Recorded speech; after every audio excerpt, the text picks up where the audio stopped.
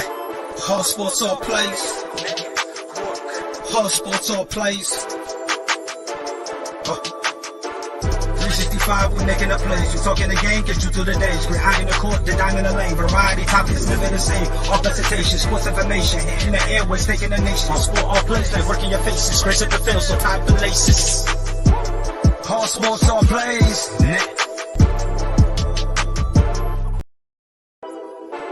Hard sports all plays. Hard sports all plays. Hard sports all plays. 365, we making up plays. You talking the game, get you through the days. We're high in the court, the dime in the lane. Variety topics, living the same. All presentation, sports information. In the airways, taking the nation. All sport, all plays, like working your faces. Grace at the field, so tie the laces. Hard sports all plays. Hard sports all plays. Network.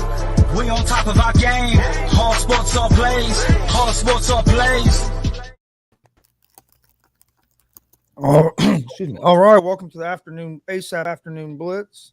I'm Chris Gonzalez, joined by Greg, and also joined by the stat guy Dustin Reese. How you doing today, Greg?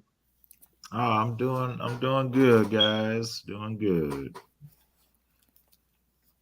How about yourself, Dustin? Just living, otherwise just doing the same old work, relax, and repeat. Yeah. All right. Well, I know we had a lot going on in the NBA playoffs yesterday, getting started on the second round. You had the Bucks at the Celtics. So what'd you think about this game, Greg? Boy, they tried to build a wall for Giannis, and it still didn't work. He had a triple-double.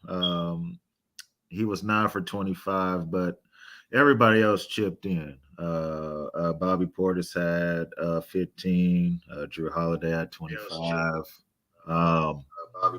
Grayson Allen had 11 points as well. So when everybody chips in for the Bucks, they're definitely not going to be beat. So for the Celtics to have a chance, Giannis he's going to have some off games.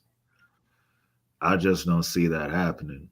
And the others are still going to do what they do. And they stepped up big in the absence of Chris Middleton as well. So this might be a short series if the Celtics don't find a way to slow down Giannis.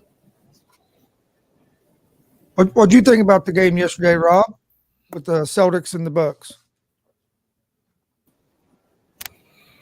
What's going on, y'all? Yeah, what's going on? I'm kind of giving Kevin Durant the side eye. What's going on, y'all? I'm kind of giving Kevin Durant. I'm giving Kevin Durant the side eye right now because Giannis was able to still get off yesterday. I thought the Celtics would have did pretty good. Giannis has shown his improvement as a player, better passer. We know he can rebound the ball. We know he can dominate in the paint. But the way he's passing out of those double teams, and shout out to Drew Holiday knocking down big shots yesterday. That man caught fire. He started catching the Holy Ghost. And Grayson Allen has even proved to be a pretty decent player for this team. So, I mean, right now Milwaukee looks good. They look good. Yeah, I thought Grayson Allen was going to be. I thought he just had a good series. I wouldn't expect him to come out and repeat that again. But if you give guy wide open looks like that, and I thought the Celtics defense would be able to put some pressure on the Bucks like they did the Nets, but they couldn't even do close to what they did to the Nets against the Bucks. No, but the Nets. But the Bucks they knocked down open shots. You look at Bobby Portis, you look at Drew Holiday. They were knocking down what they needed to knock down. What do you think about this game, Dustin? Honestly, I think the Bucks looked good, but at the same time, the Celtics looked bad because they shot terribly from beyond the arc. They shot terribly from the 3-point line, and at one point, I think they were taking too many threes as opposed to not enough twos, and I think ultimately that's kind of what cost them the game in this one and let Milwaukee settle in, because if Boston even hits a fraction more of those three-pointers, it's a different game. And you had guys like Jaylen Brown, Jason Tatum, Marcus Smart, who are typically 35 to 40% three-point shooters, combining to shoot under 30% from the three-point line, which definitely a big problem there. Al Horford, who is not a very good three-point shooter, ends up shooting 50% from the arc yesterday. So that just kind of shows you how the game kind of unfolded. Going back to Grayson Allen for a minute, and I said this when Chris Middleton went down, I don't care what Middleton's making. I don't care what Grayson Allen's making. But when you get to the playoffs, it doesn't matter who your starters are. You have to ride the hot hand in the playoffs. There's a reason why Steve Kerr continued to put Stephen Curry on the bench during that first round, because Jordan Poole had the hot hand. And Jordan Poole ends up dropping 31 points yesterday, which we'll talk about that game in a second. But even if Middleton does come back for the playoffs, I don't start him. I stick with Grayson Allen because he does have the hot hand right now, and he's showing that if you give him an opportunity to play, he's more than capable of giving you plenty of points. Yeah, he definitely has. He surprised me. I mean, I thought he would hit shots in spots, but not the way he's been playing throughout these playoffs. He's been their second leading scorer since Middleton went down. Since Middleton went. Yeah, he's the second. Him or Drew Holiday's the second leading. I mean, it might even be Brook Lopez up there too, because Brook Lopez had a couple 20-point games against the Bulls. But yeah, Allen's up there. Do you think the Celtics are defensively are going to be able to come up with a game plan to slow the Bucks down? They don't need to, in my opinion. The way to beat Milwaukee is you let Giannis be Giannis and Giannis get his. You just got to take everybody else out. And Marcus Smart has shown that he's capable of taking some of the best offensive players out of the game. So you can bet that Marcus Smart's going to handle the Grayson Allen or Drew Holiday type of thing. Then you got Jaylen Brown, who's going to handle either Holiday or Allen, the one that Smart doesn't play. And then you got Jason Tatum, who's going to have to do what he can do, whether it's on Giannis, whether it's on somebody else. So Boston has plenty of guys that can take Milwaukee out of the game. Essentially, it's kind of what I went back to saying. Boston's got to be more successful from the three-point line if they want a shot to beat Milwaukee. I don't expect them to shoot as poorly as they did from beyond the arc again, but at the same time, they can't be taking 40 to 45 three-pointers if they're only going to make 10 of them. If you're going to be missing that many, you got to change things up, but if you're hot from beyond the arc, then you can stick with it. So Boston just needs to get back to playing Boston basketball like they did against Brooklyn, and I think they'll be fine. Yeah, Boston shot way too many threes in that game, 50, and you only make 18 of them. I was thinking, what's his name? D'Antoni was coaching the Celtics, the way they was just shooting up threes. But that's way too many threes. The Celtics, they're not. That's not their game, really. They need to go back and if you're only shooting about 30, 35 threes, then that's fine. But that's not their game. They're not going to win this series by shooting, just like Dustin said, 45, 50 threes. Yeah, I mean, you look at Milwaukee, perfect game plan, 34 threes. We're going to let Giannis do what he does, let the shooters shoot, but they're going to stick to their game plan no matter who's out there on the court. And the scary part is that they did all this without Chris Middleton. Mm-hmm. That's the scary part, because now you're talking about 18 to 25 points that was missing. So, I don't expect Drew Holiday to continue this hot streak, but I do know Drew Holiday, with him being a bigger guard, is going to cause some problems for Marcus Smart, where Drew Holiday can get down there in the post and get those little 17-footers, those 15-footers. And, Giannis is going to be Giannis. I mean, as far as forwards go, probably one of the most dominant forwards I've seen in this game. I mean, a person that they're going to build a wall. I mean, just look at one of the plays where he just throws it off the glass and then just goes and catches it. I mean, Giannis is just, man, it's like this dude is improving his game, but he's sticking to what he knows. He's not stepping outside of his comfort zone. And that's how the Celtics are going to have to win this game. They're going to have to get Milwaukee out of their comfort zone. Yeah. How do you think they accomplish that? I They had success against the Nets, get the Nets out of their comfort zone. Yeah, but that's because the Nets make it easy for you. The Sure. Nets play isolation basketball. It's your turn, my Mhm. turn, your turn, my turn. You look at Milwaukee, they're gonna play a team game, and it's like they hit you with waves. You got Drew Holiday in there, you got Wesley Matthews in there. Then you bring it into Grayson Allen, and your forward and your centers can hit threes too. You got the Bobby Portises of the world, the Brian Lopez, Brook Lopez of the world. So it's just waves of shooters coming at you, and Giannis is pretty much having his way just running the court. So it's gonna be a tough series, but I do believe Boston, Coach Udoka, he's proven that he can adapt. He comes from that Greg Popovich tree. So he's gonna make some alterations to the game plan. I'm pretty sure the message right now, as Stat Guy said, is hey, let's get back to playing inside of the 3-point line. We'll shoot the open three if it's there, but that's not our bread and butter. We're not Golden State. Right. That's right. Yeah, they need to just go back to what the Celtics do best. It's going to be harder for them, but we kind of knew that because just like you said, Rob, the Nets, they play the ISO ball. Mm-hmm. KD dribble. Oh, it's 10 seconds on the shot clock. Let's do something. And Kyrie dribble. Oh, it's 10 seconds on the shot clock. Let's do something. So it's easy to kind of hone in because they don't have a team. Yeah, right. But with playing the Bucks, it's like, oh, the ball is moving. Mm-hmm. Oh, people know how to pass. People know people cutting and doing all this. So now it's a whole different thing. I mean, Giannis got a triple-double, didn't he? Yes, he did. Yeah. Triple-double, yeah. 12 assists. So and he actually led his team in assists because he was the primary ball handler yesterday. So you think about that. That's your forward who's known to dominate.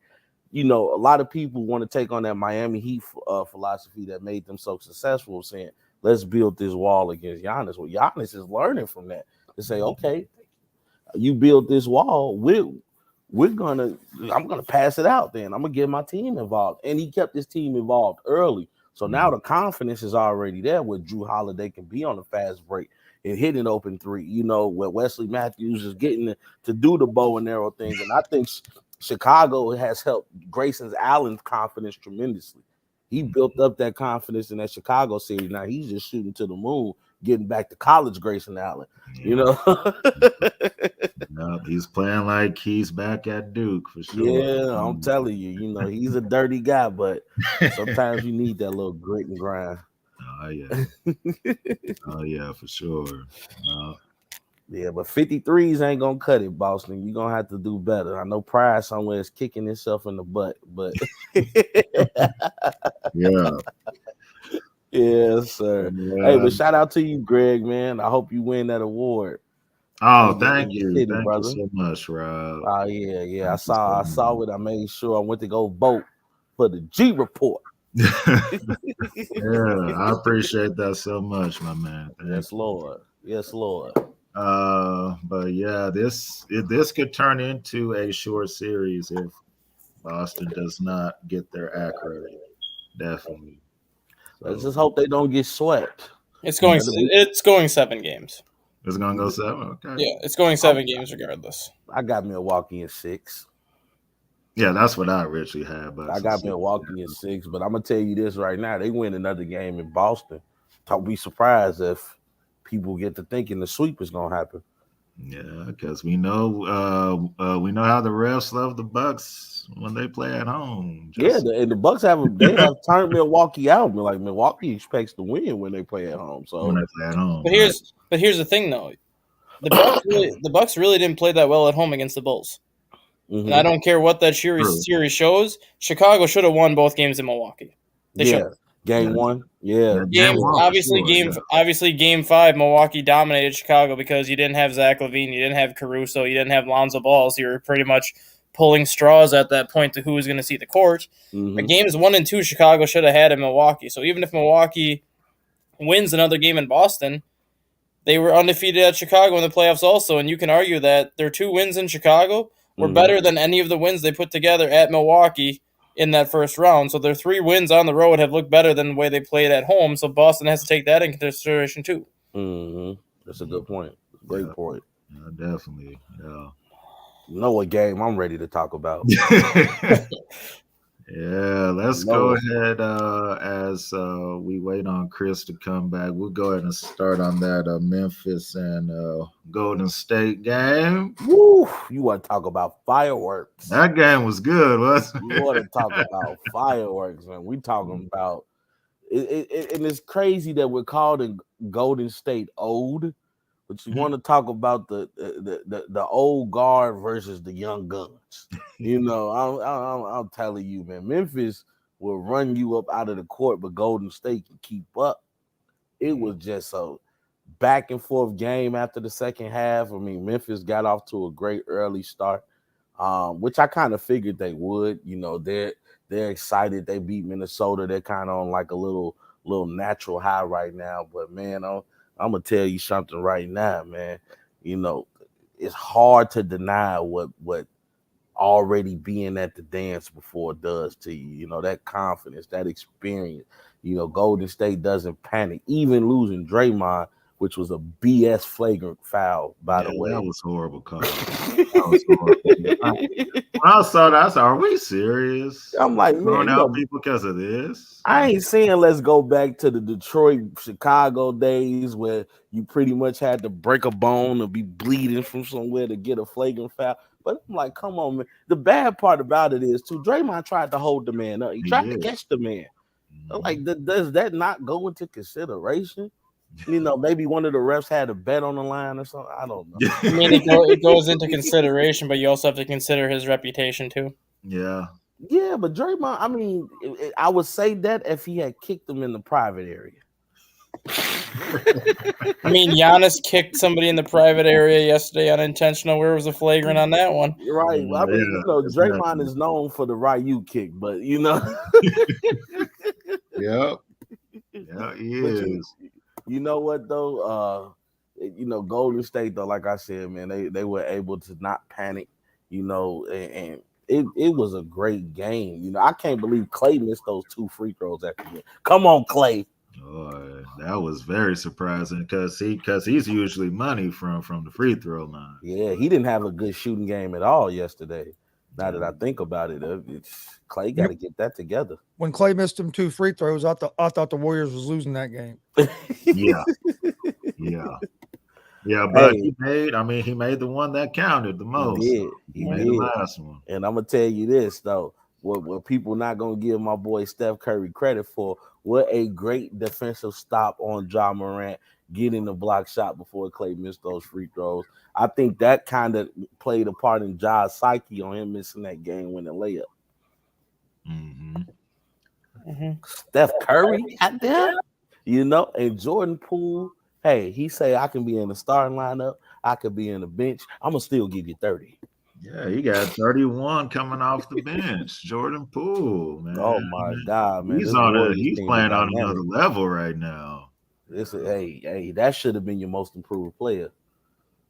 Yeah. Yeah, he should have been.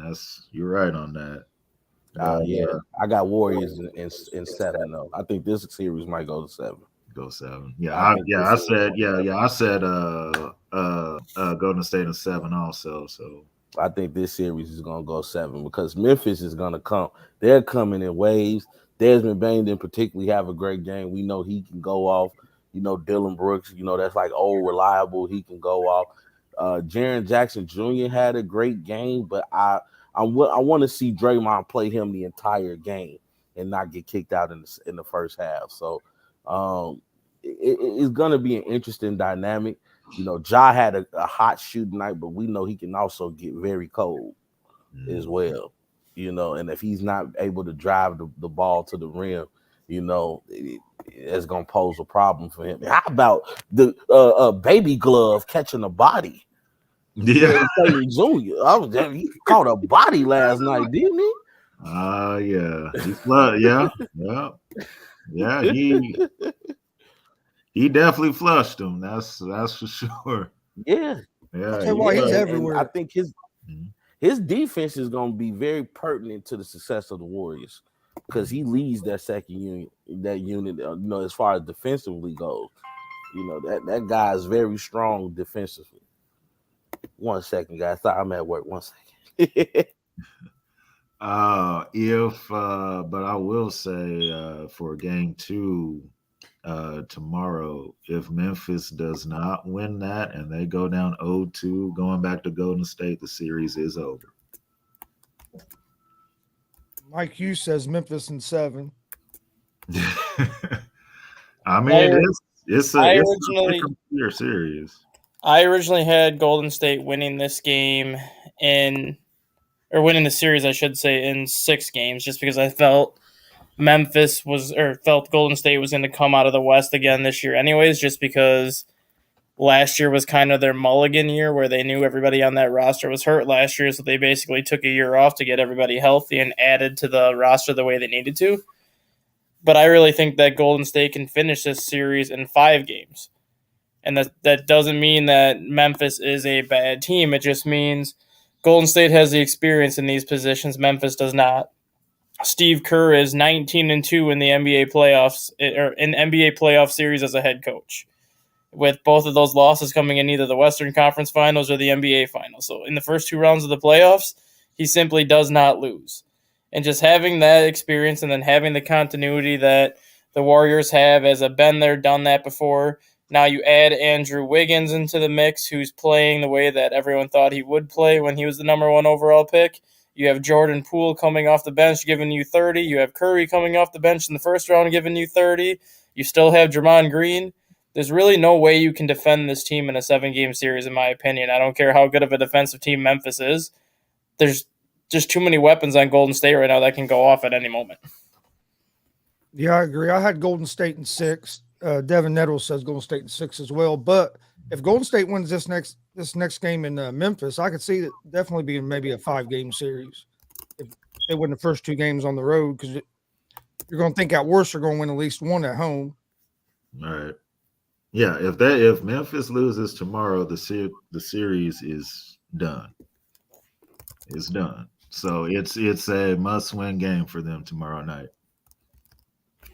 Mike Hughes, Steven Adams, X Factor.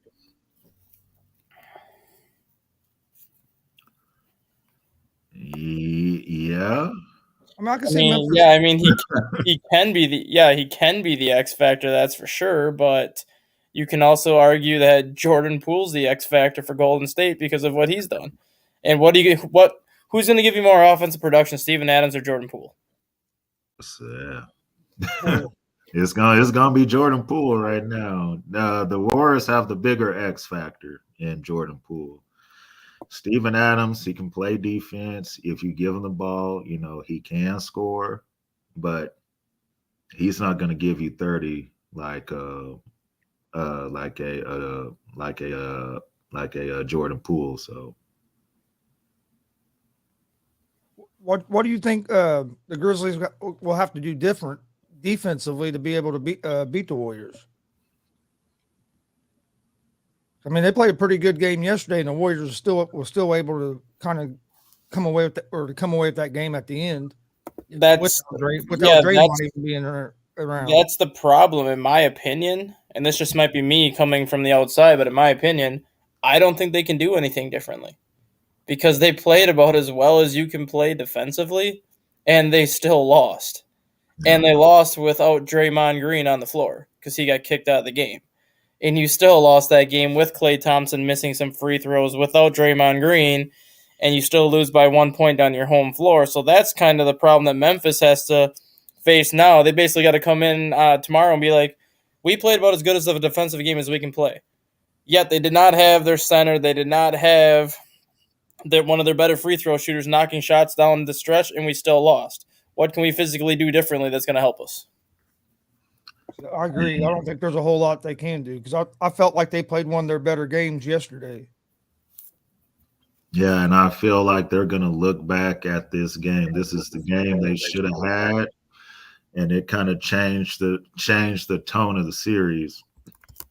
Just like in the last round, excuse me, when Brooklyn lost that game 1 to the Celtics, it changed the tone of the series. I think we're going to see the same thing here. Is Clay going to go 6 for 19 for a second game? I mean, he was 3 for 10 from 3.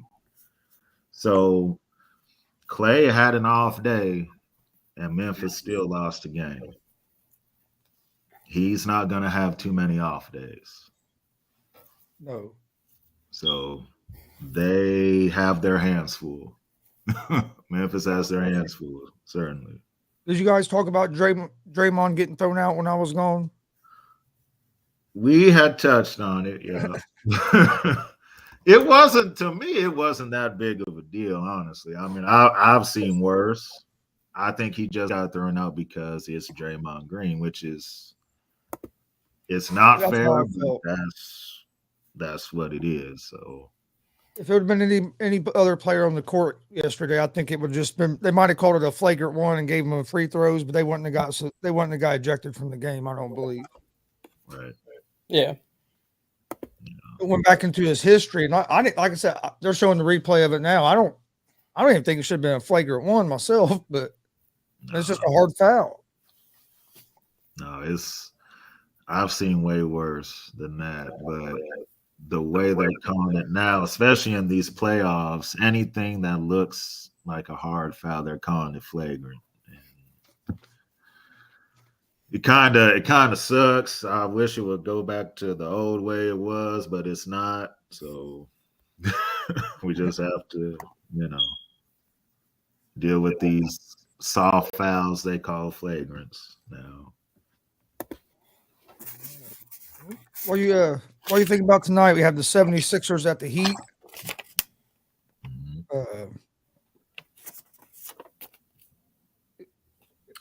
Embiid's out tonight, isn't he? Embiid's out the first 2 games. Yeah, the first 2 games he's out. Yeah. Mm-hmm. I think the Sixers are in big trouble against the Heat without Embiid. But even if it's only 2 games, you don't want to get too far behind this Heat team, especially with the way they can play defense. The only way the Sixers have a chance in this series, they got to win one of these first 2 games.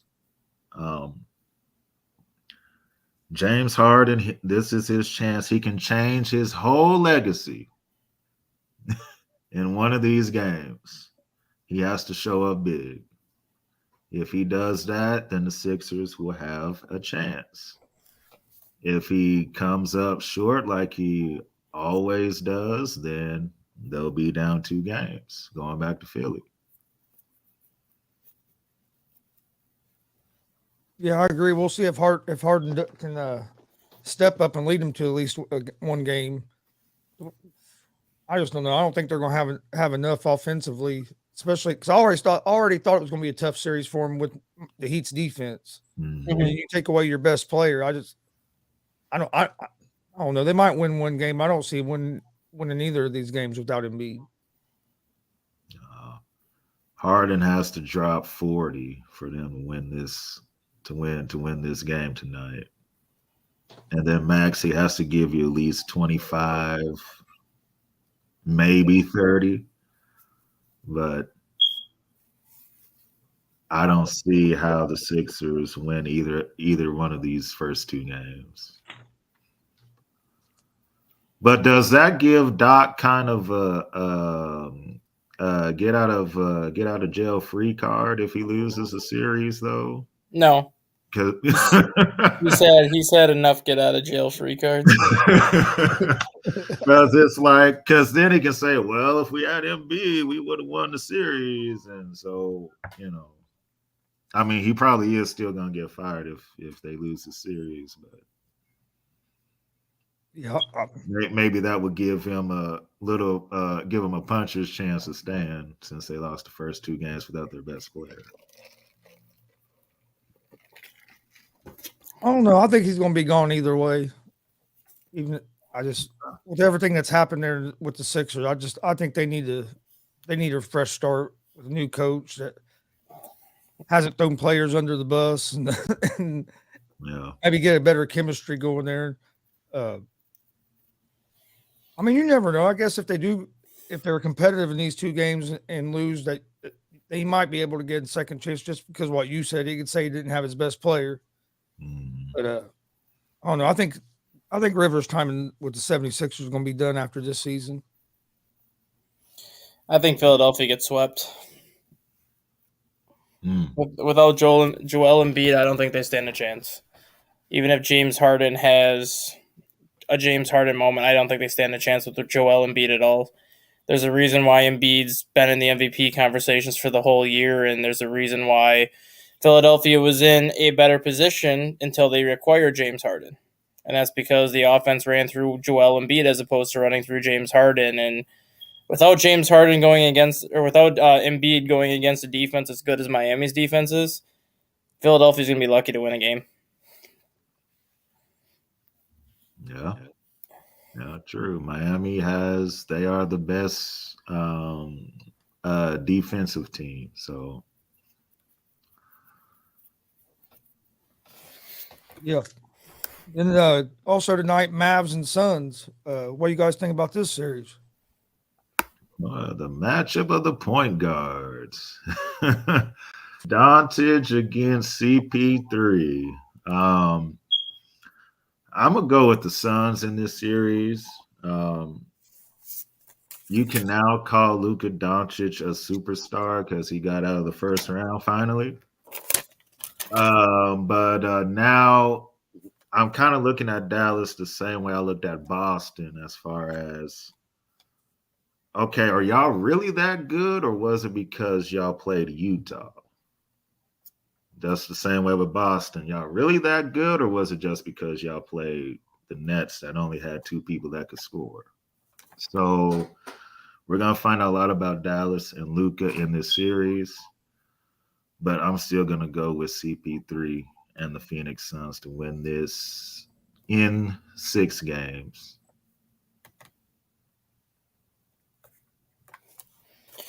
Yeah, I think Phoenix wins. I think they win it in 5. The chance that New Orleans had to beat Phoenix was when Devin Booker was out. And New Orleans made it very interesting. They almost did force a Game 7, and there was a rumor going around that if they had forced that Game 7, that Zion was going to play Game 7. So that would have been an intriguing storyline to watch if New Orleans somehow did force a Game 7, and then Zion does play, and all of a sudden New Orleans wins with Zion. So that would have been a nice storyline to follow, but I think Phoenix got their scare a little bit from New Orleans. I think they're going to be more focused against Dallas because Dallas is a better team than what New Orleans is. I think Dallas can give them a battle in a couple of games, and they'll probably steal at least one game in Dallas, but outside of that, I think Phoenix wins in 5 games. If this series goes longer than 5 games, I think Phoenix is going to be in real trouble whether they face Memphis or Golden State, because if you go 6 games against New Orleans and then 6 games against Dallas, Memphis and Golden State are an entirely different animal than the first 2 teams you faced. Yes. Is Booker back for tonight? Yes. Yeah. Mm-hmm.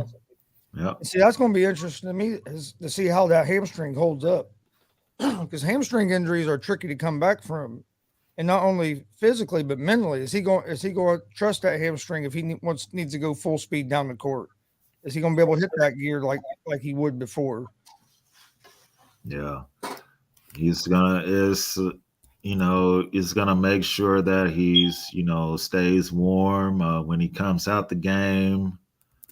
Stay on the bike and do stretching and things like that to keep the hamstring as loose as he can, so that it doesn't tighten or pull.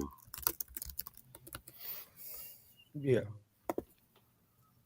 because if he gets hurt again, I don't see Phoenix going anywhere. But I think this is going to be the last round for Phoenix. I think they get by the Mavs, but I don't see them beating either Memphis or Golden State in the next round. Especially Golden State. I think Golden State's coming out of the West. Mm-hmm. My Golden State pick doesn't look as crazy as it once did.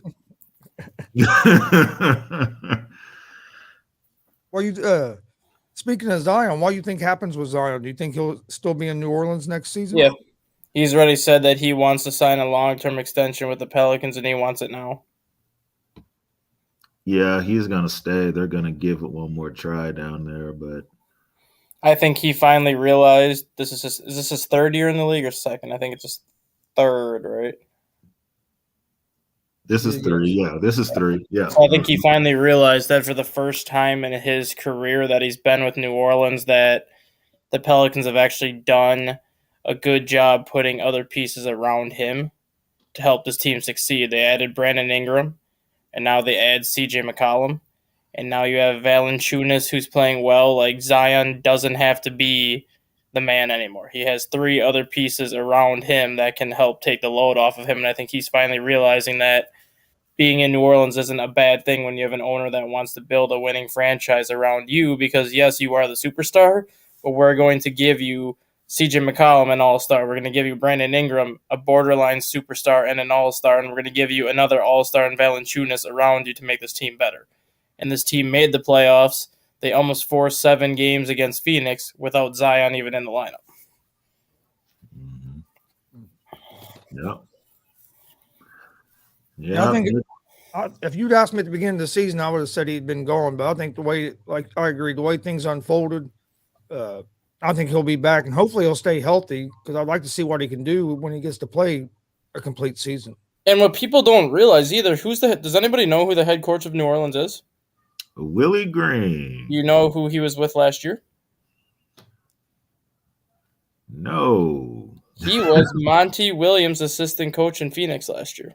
Oh wow. Okay. So if anybody knew how Phoenix did things, it was Willie Green, which is kind of why I wanted to see that series be forced into 7 games, because I'm like, Willie Green came from that system last year. He was under Monty Williams.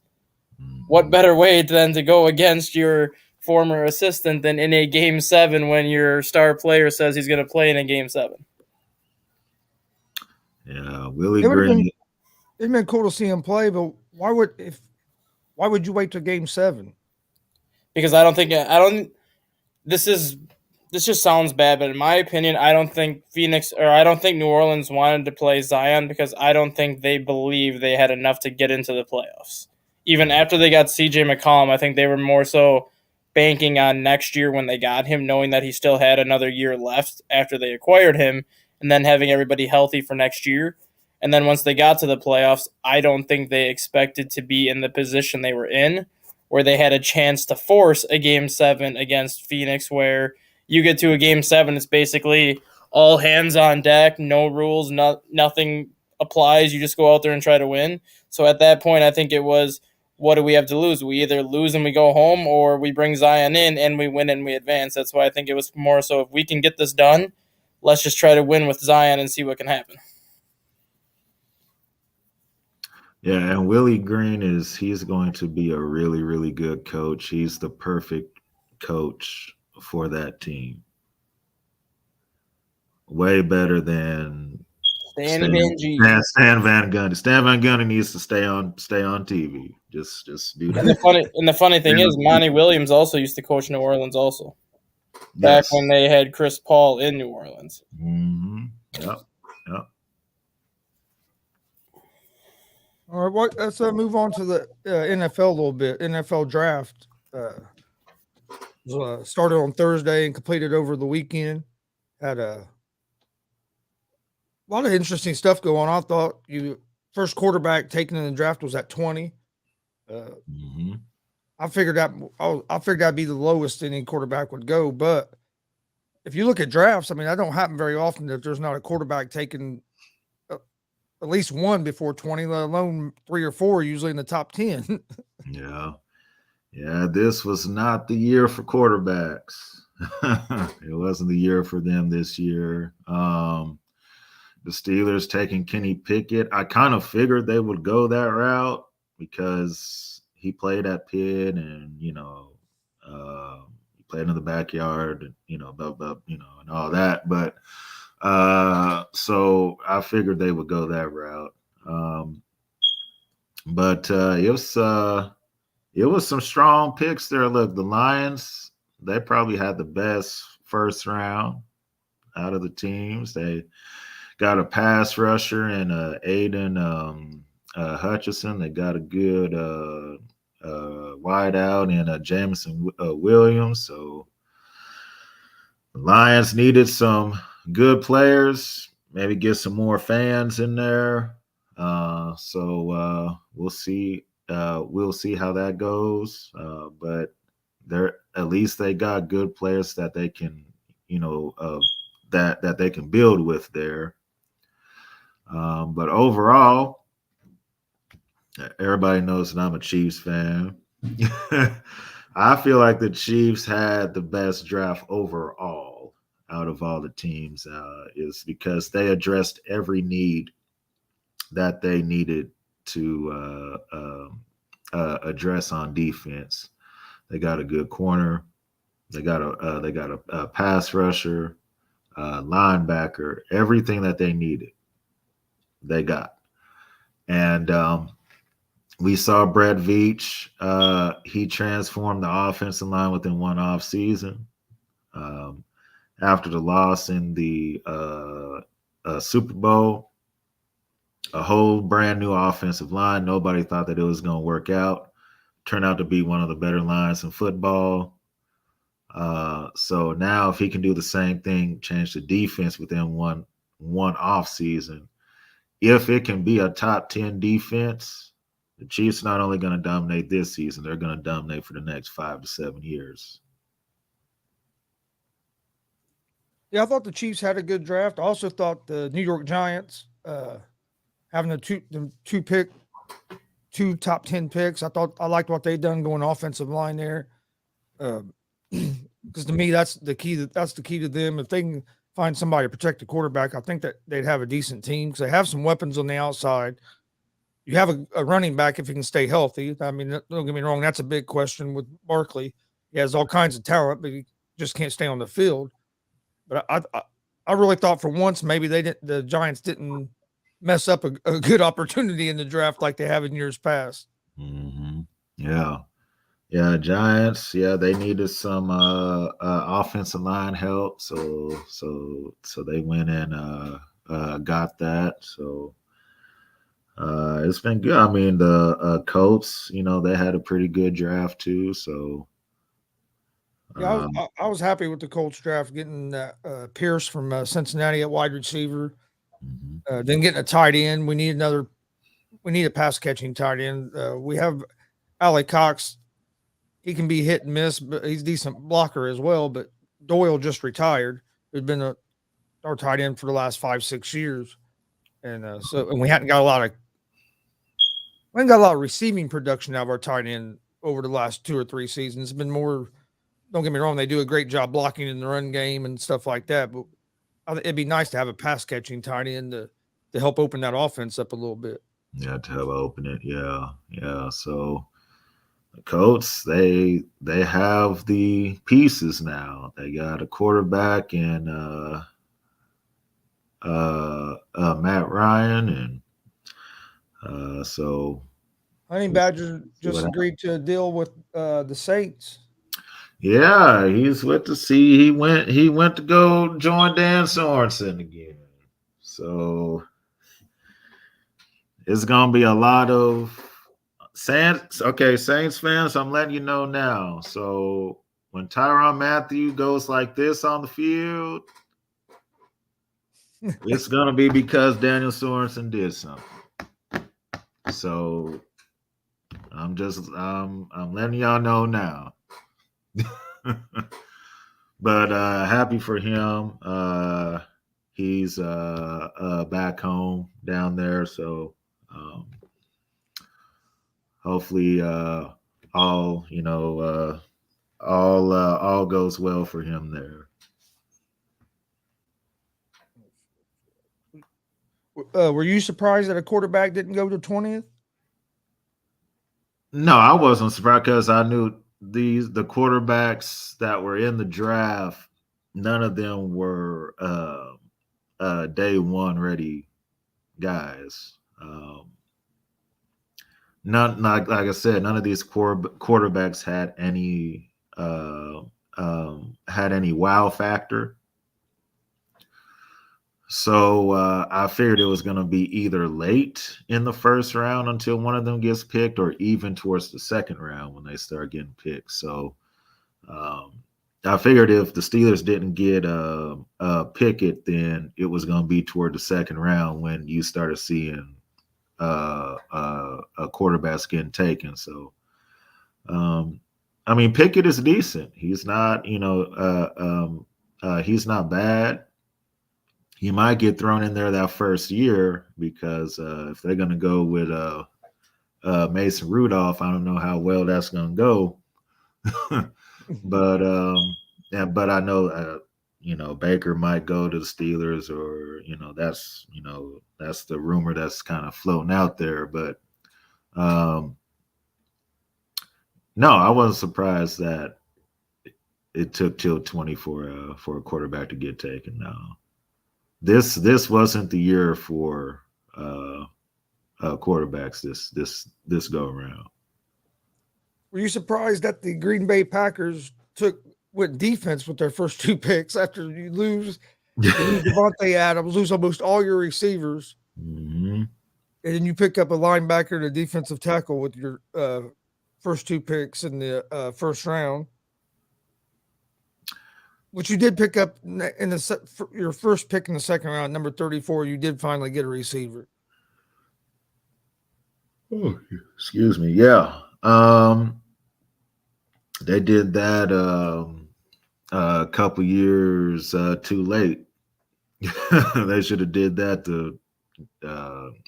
2 years ago, getting defense. But yeah, I was kind of surprised. I thought maybe they would trade up to get Jameson Williams, or somebody where Aaron can throw some deep balls to. But maybe they're trying the different route, which is let's just build a solid defense and then try to score with what they have. But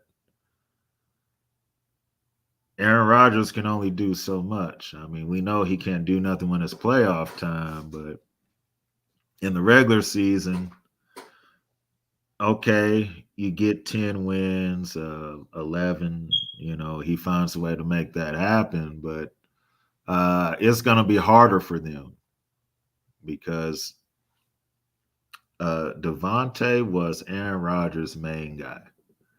But not only did he lose Devontae, he lost Valdez-Scantling as well. So now who's he going to throw it to? Is the, question. So I don't, the division, the way it is, that NFC North, I wouldn't be surprised if the Vikings ended up winning the North, because they're the most solid team right now. So yes. I could see them winning the North, as long as nobody gets hurt. Yep. Yeah. That's what I didn't understand about Green Bay. You lost all your any receiver that really had an impact on any of the games last season. You basically lost. Yeah. Exactly. It don't matter how good your quarterback is if you don't have a receiver that can get open. That's what, even with them basically Devontae Adams being their main guy. They had other guys with no like top receiver, but they could get away with that because Devontae Adams done so much. Mm-hmm. And he 9 times out of 10 he could get open and get some space for Rodgers to throw the ball. If you don't have a guy like that and you just throw out some receivers, it's not going to work. Yeah, it's not. And their chemistry has to be good too. Yeah. Off-season workouts, practices, training camp. So we'll see. And I know not every quarterback puts their workout videos on Instagram and all of that, but I have not seen any workout videos of Rodgers just tossing the ball around with these guys. I've seen Patrick. He's doing it here with, Juju and Valdez Scantlin and Mac Jones. He's throwing the ball around with his guys, with the Patriots. So you don't see a lot of Aaron Rodgers throwing the ball around with these new guys. So it takes time to build that chemistry with those guys. So if they don't have that by the time the season starts, it's gonna be a rough start for them. Yeah, I think there might be a big drop off in the Packers this year from last year, or I should say, the last 2 years. They've been one of the better teams in the NFC the last 2 years until they get to the playoffs. And good riddance to them too. Rob out of nowhere. Coming from a Bears fan, I'm sure that brings him joy. Yes, it does. And to your point, Greg, Justin Fields been out there throwing to his receivers too. Okay, there it is. So I have not seen no video of Aaron Rodgers. Maybe he doesn't put that out in public, or maybe he wants it to be secret, but I have not seen him tossing the ball around with these new guys. So I was telling people thought I was crazy when I said this. I think Aaron Rodgers is trying to sabotage the Green Bay Packers. And right now his plan is working. He got paid he got extremely overpaid. To me. You didn't pay the person that you should have paid, which was Devontae. What's the point of taking all this money and now you have nobody to throw it to? He hasn't shown up in the postseason. We know how he feels about Brian Gutekunst and the rest of the Green Bay management. I think he's trying to ruin his team, and then he's gonna quit. Yeah, this is definitely Aaron's last season there. So maybe he's trying to think. Maybe he's thinking of it this way as, well, if I win 12 games with some nobodies, and I just throw to, these regular guys, that will make my resume look better, or, something like that. But even if they do win the 12 games, we all know what's going to happen once they get in the playoffs. So the only thing that can make his resume look good is a Super Bowl ring. They're going to be bad this year. They're going to be bad this year. He's going to leave and go to the Vikings. Come back and play against the Packers. Following Brett Favre's footsteps. He's going to follow his mentor's footsteps. Oh, man. That would be something, yeah. Green Bay fans would lose it. Oh, man. But then, the Vikings fans, they may not even want him. It's like, no, you don't need. They're like, we good with Kirk Cousins. No way. Man, Kirk Cousins got more playoff wins than what Aaron Rodgers had the past couple of years. So that says a lot right there. And the Vikings actually, they started to kind of pick it up in the second half of the season last year. Like, it wasn't a bad team, Right. I think they struggled defensively. Couldn't stop anybody. But I tell you, do look scary. Philly.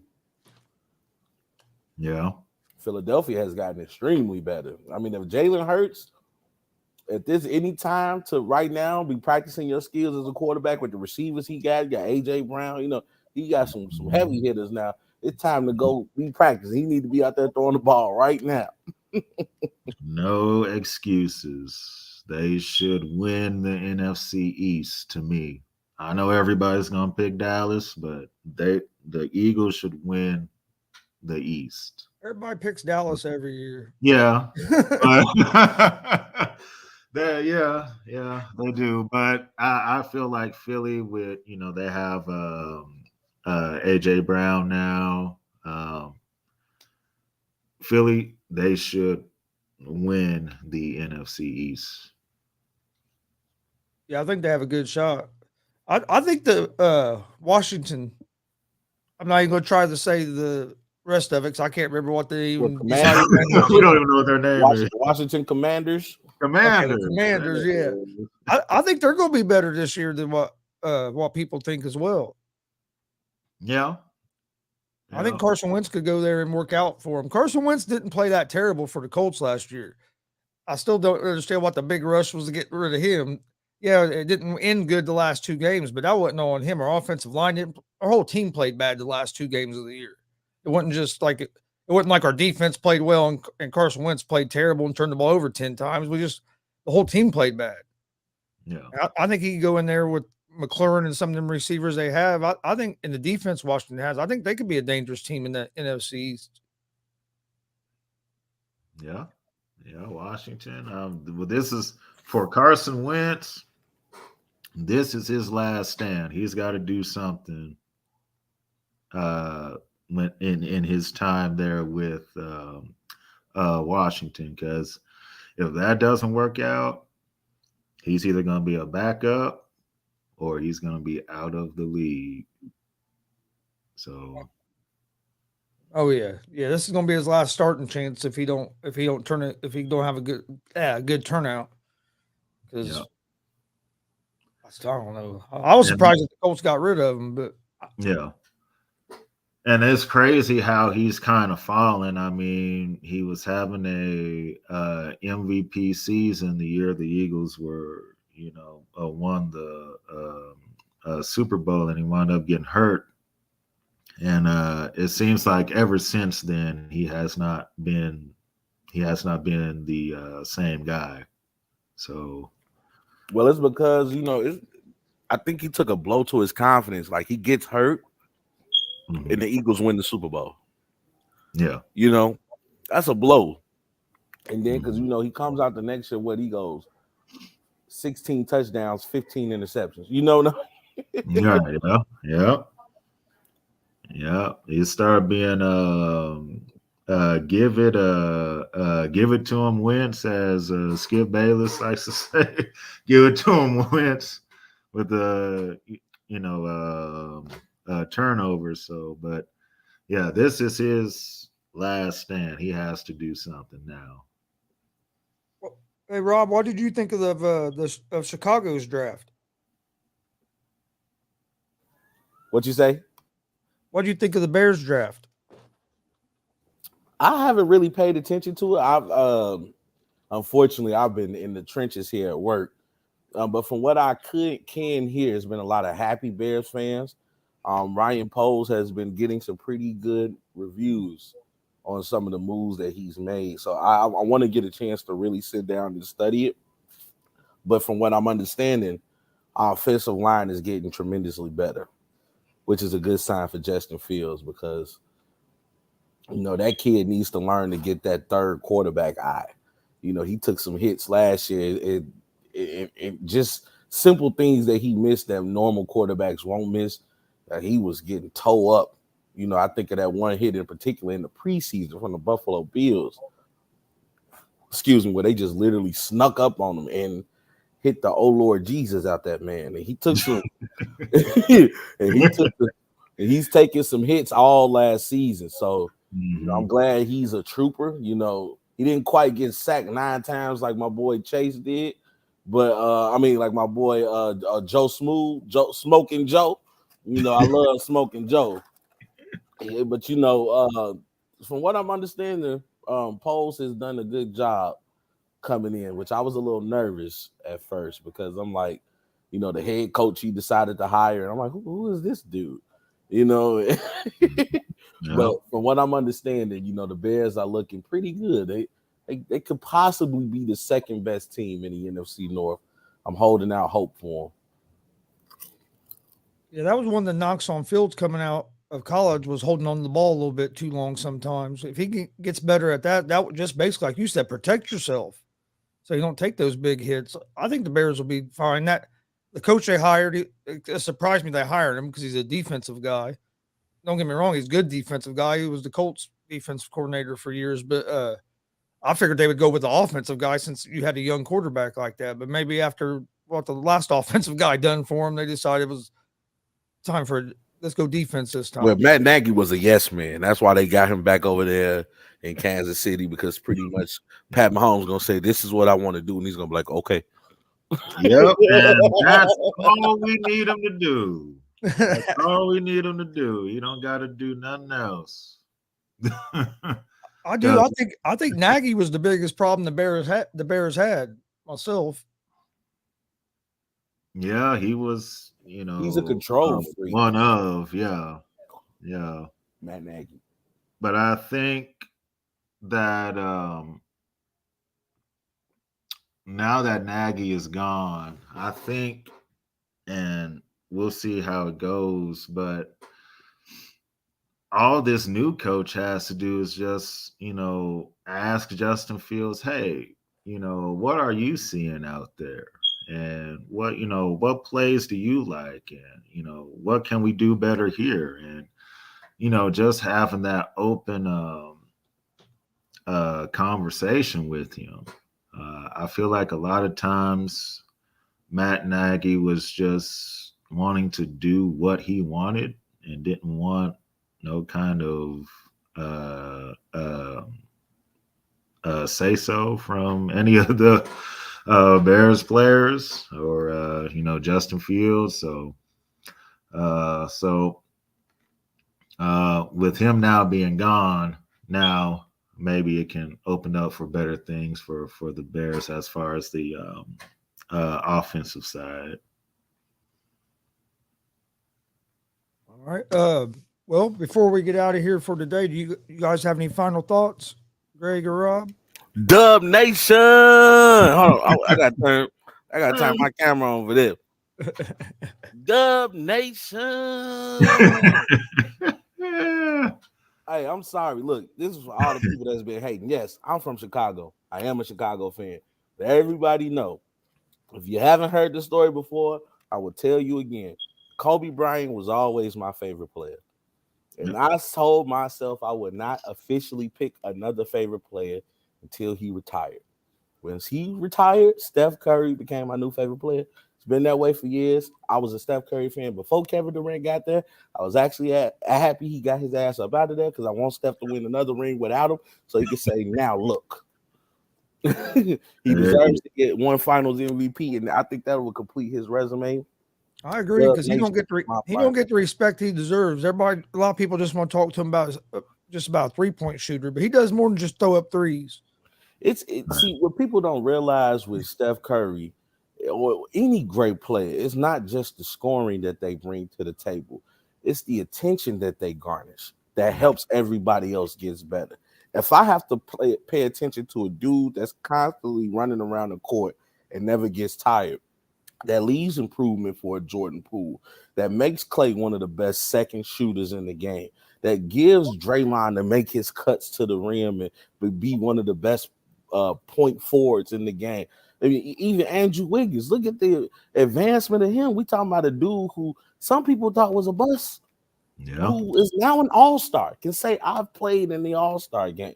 So, Steph Curry, any great player out here, man, I just think, we got to start giving these people the respect they deserve. And when, you can't say he doesn't show up, the man got 3 rings. 2-time MVP, 1-time unanimous. Not even the great Michael Jeffrey Jordan was a unanimous MVP. So, hey, you know what it is. And my second final thought is, I'm going to tell you guys right now, I think the second round of the NBA playoffs are going to be great. I think that Dallas versus Phoenix game is going to be awesome. I think we're going to finally see Luka make it to the Western Conference Western Conference Finals. It's going to be a good one. Yeah. I'm making a strong prediction. Man. I like Luka and the Dallas Mavericks. Only thing I'm a little worried about is, are they big enough? Because this might be a game where DeAndre Ayton shines. But I just think all the games in the second round of the playoffs, it's going to definitely be an attention grabber. People are going to have their eyes glued to the TV. Oh, I agree. Oh, yeah. Must-watch games. I look forward to seeing them. Now we're going to find out, a lot about Luka in this series. Mm-hmm. I said he's finally a superstar. He got out the first round, so I'm gonna go ahead and say that he is. He finally got out the first round, but now Put the whooping on. Now we're gonna see. Now we're gonna see because he's going up against CP3 and D Book. Bucks and 6. Yeah, Bucks. Yeah, 6. Yeah, I have Bucks and 6 as well. Yeah. I had Bucks winning the series before y'all saw game 1 though. So They better start. They better put. Hey, Greg. They better put some respect on Giannis' name. Put some respect on it. His game has gotten better over the offseason. You can tell he's worked on his game. he's an underrated passer. Yeah, he can pass. I mean, his free throws have even gotten better over last season. Like he put in work. Point, Greg. That's a huge point. Even the free throws have gotten better. They've gotten better. It's the fans used to do a countdown when he's at there shooting free throws because it takes so long. All right. Hey, and even sometimes when necessary, he can stretch the floor a little bit. Yep. He's gotten better at the 3 ball. I'm not saying he's Steph Curry, but I'm saying he can hit a shot, and he's not afraid to take them. Exactly. He's not Ben Simmons out there, y'all. If I'm Boston, though, I quit running them off the 3-point line. Dare him to take that shot. If he beats you hitting the 3-point ball, I can live with that. I agree. It's the same thing I said like when the Bulls played them. You're gonna have to stop one or the other. Either I'm gonna stop Giannis and let everybody else get off, or I'm gonna stop everybody else and let Giannis have his way. But you can't let Giannis do what he do and allow the team to follow him. You cannot. When it comes to playing a superstar on any level, pick and choose your poison. Yeah. You know you're gonna get poisoned. Which one gonna kill you quicker? Right. Oh yeah. Yeah, that's it. But it's getting to the point now where his game has gotten so much better. It don't matter. You can build a wall, you can make him shoot jump shots, he's still gonna make shots. And that's what makes him scary now. Yeah. I'm interested. Even the Miami Philly game is going to be pretty good. That's what I was going to say. I'm interested in seeing how James Harden shows up tonight. All the pressure is on him now. So if he don't, if he do with no Embiid though, if he doesn't step up, Philly's in trouble. James got to go for 40 tonight. Yep, he got to. James got to put the fear of God in Miami tonight to say, "Oh my God, we got to deal with this," and Embiid ain't even here yet. Like you got to go mess with their confidence right now. If I'm James Harden, he got to have a Houston moment. Yeah, because Miami's coming in feeling good. Oh, they're missing their best player. They're going to come in full of confidence. Yeah, he has to do something to change that. You're right. Think about this. No Kyle Lowry, no Jimmy Butler. You got an all-star just sitting on your bench who you really ain't played all season. Victor Oladipo comes in and act like he never left. Mm-hmm. That's scary to think about from a player perspective of, I forgot they even have Vic. I forgot he was on the team, and I was flipping through games one night. I stopped on a Heat game, and he checked in like, oh yeah, they do. He is with the Heat. They do got Oladipo, right? It seems like he's been out the league because we haven't seen him. Yeah, and he came right in, led that team in a closeout game at that. Because according to all the NBA analysts and all the former NBA players, that's one of the hardest games to win is the closeout. Yep. So for him to be able to come in, no Jimmy, no Kyle Lowry, we talking about proven players in this league. Kyle Lowry being the champion, Jimmy Butler being somebody who is taking his team to the dance. And Victor comes in and say, "Hey, don't forget about me now." Now it gets interesting. What happens when they put all that together? Because eventually Kyle is going to come back. Eventually Jimmy is going to come back. Yep. Yeah. Yeah, buddy. We got to hope Embiid, we're gonna see Batman. You know, I just seen Batman on HBO Max. We're gonna see the Batman show because you know that mask man, he gonna have that mask on. And if I'm in B, I'm coming out and I'm playing angry. Right now, I'm watching all Shaq's old videos. I'm learning how to be mean on the court. You know, it's no time for smiling, there's no time for trolling. It's time to come out and dominate. You know, so I think he should hopefully be back in game 3. I'm on the phone with James Harden right now saying, hold down the ship. Help is on the way. There it is. Yeah, because Maxi's been playing well. So if Harden can step up and have a big game, I mean, they could be all right as long as Maxi keeps playing like he's been playing. Yes, sir. But I did say that's not recipe for success. Nope. You want Tyrese Maxey to be your best player. You paid James Harden all this money. You fought hard to bring him over here, not for Tyrese Maxey to be your the second best player. It was supposed to be Batman and Robin with James Harden and Joel Embiid. James Harden, it's time to show up. You're an NBA top 75 player. You done made all this max money. It's time to put your money where your mouth is now. Forced your way out of Houston. Forced your way out of Brooklyn. You know what I'm saying? Brooklyn. I mean, you're ring chasing now. Now you're here. What you gonna do? What you gonna do?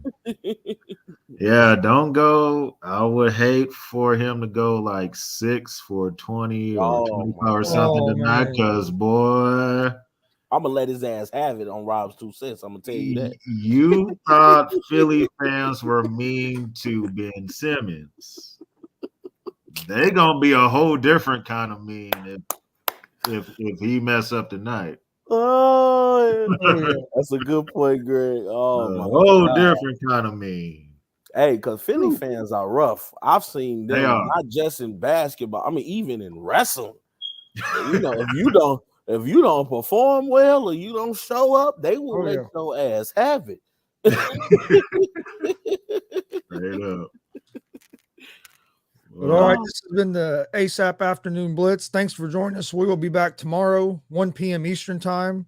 I figure Greg will probably be back tomorrow. Rob, you're welcome to come on anytime, brother. Yeah, I'm gonna try to hop on too. Yeah, I should be able to hop on. I'm supposed to be doing the show with Dustin as well, with Stat Guy. So I told him I'll hop on tomorrow afternoon as well. And then also, y'all be looking for my show on Wednesday. Rob's 2 cents be out with another episode, baby. Big shout out to the Stat Guy Dustin for jumping on earlier. And big shout out to Greg winning them Kansas City awards, my brother. Go vote for our guy Greg. Tell people how to vote for that, Greg. Yes, just go to the website here. Let me bring that up so that everybody can get on. It is the KCPC awards.com, Kansas City People's Choice Awards.com.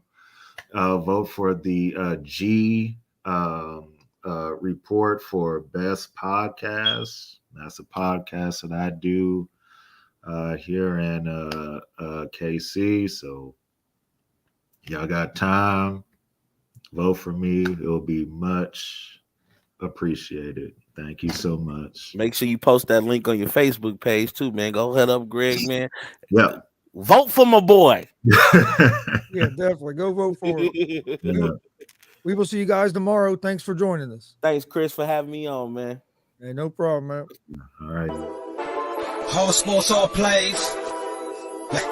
Whole sports all plays. Whole sports all plays. 365, we making up plays. You talking the game, get you through the days. We're high in the court, the dime in the lane. Variety, topics, living the same. All presentation, sports information. In the airways, taking the nation. All sport, all plays, they working your faces. Grace at the field, so tie the laces. All sports, all plays. All sports, all plays. We on top of our game. All sports, all. Get ready. This summer, the Arena League Sports is on ASAP Network. Tune in live on either the Tiki Live or Roku app, as well as your smart home TV.